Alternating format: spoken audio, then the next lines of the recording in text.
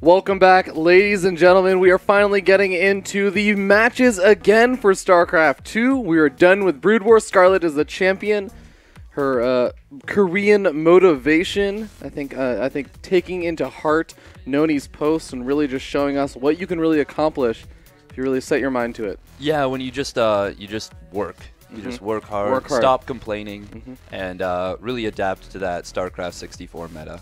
But, ladies and gentlemen, we are going to be hopping into the winners' finals, and it is going to be between Neeb and MaSa. A bit of a rematch, and we already have the map order, and this is going to be our first best of 5 of the tournament. Yes, it is. Looks like we got the map pick down here. First pick going for Neeb. It's going to be Ruins of Saras, followed by Orbital Shipyard, Dusk Towers, Laerlac Crest, and Alrena. You know what map I'm hoping we get to? I have a feeling. You have a feeling? And it might be Game 5's It map. might be Game 5, and not just because I want a Game 5. Yes. But last time these two players faced off against each other, it was a pretty intense battle. It was back in the group stages where they were facing off, and I do believe that MaSa kind of made, I mean, not to be rude to Neeb or anything, he is a literal god of North America, one of the big favorites coming to the tournament, but MaSa kind of made a joke out of him. Yeah, MaSa, despite the fact that there was, I believe, 27 cannons on the map, still managing to get damage done with drops. You know, we will never let those 27 cannons go. Never going to happen, because anyone who builds 27 cannons, that needs to be reminded. Was it actually? I'm starting to forget. Was it 17 or 27? It was definitely in the 20s, 100%. Wow. Yeah. All right. Well, ladies and gentlemen, we're going to be hopping into it, introducing the players as we spawn down here in the bottom left-hand corner of the map. Representing Team On Fire, give it up for the young player Neeb. Representing that Protoss race and spawning in the top left of Ruins of Saras. Currently on Elevate Gaming, it is the Terran player MaSa. Both players going to be going for their production first. MaSa looks like he's going to be going for potentially a Reaper. Going to be able to scout around the map. Oh, Steadfast. I actually just realized something. We are on Ruins of Saras. We are in the vertical spawn positions. And there was a very, very cool thing. Oh, okay, hold on. We might be... What? Wow, oh my god, MaSa is taking such a ridiculous risk. I forget what I was talking about. I'll tell you about it later. This proxy barracks is MaSa hoping and praying. You know what? There is a 33% chance that my opponent's going to be in the bottom left. 66% chance that this proxy Rax is going to be closer to my opponent. On the right side of the map. And he is going to be so unbelievably wrong. And he is not going to be impressed with that. We have a Marine actually coming out of the barracks at home and a second gas. What is he going to be building on this other side of the map? Oh, I am very interested, but I also want to really quickly talk about this because during one of the recent matches that Neeb played, he played a series versus Polt that was not broadcasted for Ladder Heroes, a tournament that I actually run, and people were kind of wondering what was going on. He hid his build for a little bit. Oh my god, we are seeing a Ghost Academy coming out from MaSa. This is going to be so weird if Neeb does what I think he might be planning on this map once he finds out the spawns. Because, no, it looks like he's not going to be going for it. Neeb had been doing a very similar Tempest build to what you would see on Alrena on this map. Because it's similar shape where you have close by air distance and everything. I was thinking, are we going to be seeing Ghost versus Tempest? But no, alas, we will not. We are going to be seeing that cloak coming out for MaSa. This is a build that I believe, was it Beastie Cutie or QXC pioneered? You know, I could not tell you, but this has definitely been a very, very scary build. Oh, wait, Neeb is actually sending his probe, I guess from the... He's not going to scout at his opponent. He's not even going to see the natural expansion. He's not going to see the lack of thereof, I should say. Oh, wow, he's going to be counting on this Adept Shade to let him do so. But MaSa, with those 3 Marines at the bottom of his natural ramp, going to be looking to deny that. MaSa also is going to be waiting for 2 Ghosts and Cloak before he'll move in with those units. But we do see a Stargate from Neeb. And Oracle could give him the potential to reveal those 2 Ghosts. Yeah, he's not starting up that first Oracle until just now, but Cloak is very, very much close to finishing up now. Only going to be 20 seconds away. But as you were saying, MaSa going to be waiting for that second Ghost, so Neeb is going to have a little bit of time. And if he actually ends up making multiple Oracles, this could work out well. But if he ends up making that Oracle, sending it straight across the map, and using all of the energy, this could be devastating. Yeah, it certainly could, and we're going to see the Oracle being rallied to his opponent's base. Now, he did see that MaSa has the Marines at his front, but look, MaSa playing it safe, going to pull those back inside of the base, and 6 Marines is what you need to beat an Oracle.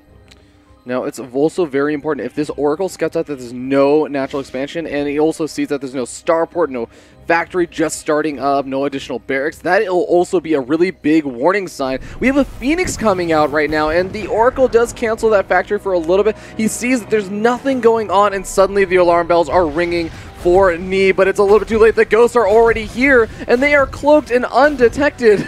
They're focusing down workers right now. Neeb does have a ton of workers in an advantage. But look at this. He's panicking, building down both a forge and a robotics facility. MaSa is going to town on those probes. Already killed so many workers, 13 going down. Oh, he's trying to warp in a sentry, but he doesn't get there in time. Now the sentry actually going to get target fired down by this ghost. Oh, look at that. Oh, almost gets so close to getting a whole position contained on that ghost. Those adepts would have been able to tank for a little bit, but here we go. Pick off the sentry, though. And second Oracle is also here. The other ghosts are going to be coming in. Oh, the ghosts are a little bit... is that close enough for a revolution? I don't think it is. No, and Neeb and MaSa smartly separating those ghosts. It only gets one of them.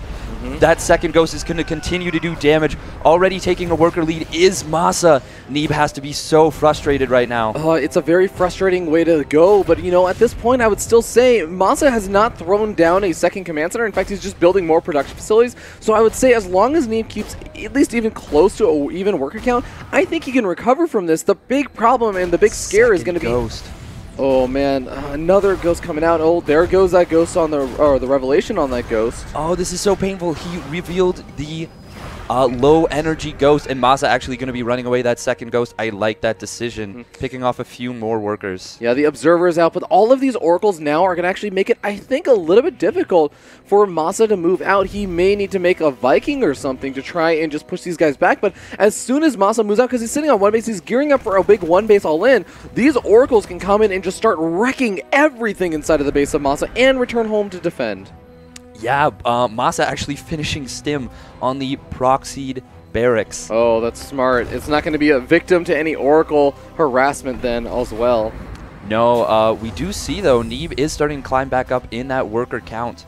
Also, Revelation coming down on those Marines. Going to be able to see what's coming out from MaSa. You know, it seems like MaSa wants to maybe go for a drop or something, but here's the interesting thing. There is a Phoenix out right now for Neeb. It's not going to be catching... Oh, these medevacs are rearranging their location, maybe reconsidering the angle that they're going to go in. And this Phoenix... Oh my god, the star sense from Neeb. He sees the drop and going to be able to even pick it off a little bit. He has a Revelation on one of the medevacs. Yes, very, very clutch Revelation from those oracles. But with just one Phoenix, he's not going to want to fight that because oh wow, look at this. The ghosts are going to come in and try and pick off that observer. They do get it right away, killing that sentry maybe. But Revelation goes down on every single one of the ghosts. The adepts are actually sniped off. A very cute use of that. Ghost is going to have to try and get a little bit more damage done over here, but here we go. Oracle's coming in the mix, and it is actually really, really good, I would say, for MaSa with how much damage he's done. Yes, he does target down, fire down all of those oracles, and he looks like he might just be able to break through. No, Photon Overcharge is going to keep him from busting up that ramp. He's going to be able to target fire down more of these workers, continue to do a little bit more harassment. These Immortal, I think its shields are going to be coming off of cooldown in about 15 seconds or 10 seconds, but he's got to hold on until then. Yeah, so crucial keeping that Immortal alive. Such a linchpin for this defense. MaSa with a third and fourth medevac coming up. These Marines are going to be borderline immortal. Yeah, if this Phoenix can just do a little bit of scoot and shoot micro, maneuver around, even waste a couple of shots from those Marines where they're not hitting that Nexus, that might buy a little bit of time, but second Immortal pops out, and this is going to be enough to push MaSa back alongside the rejuvenated barrier ability. Yes, and we did see 46 workers have been killed from Neeb. Oh my god, and amazingly enough, he still has even worker counts and a natural expansion that MaSa doesn't, even if he's not mining from it right now. Yes, now we do see, though, there's a big army supply lead for MaSa. Ooh, even that Phoenix not quite getting picked off, but good scout from Neeb. Going to see that MaSa doesn't have a natural expansion, and he knows he just needs to defend for now. That is so unbelievably important for him to have a vision of, and He even has an observer out still again. I think he remade it and is sitting with the army. But wow, a Void Ray being made right now. Yeah, just recognizing that he needs to get anything he can out. Look, those Ghost Cloak again, and they're going to go for the Observer.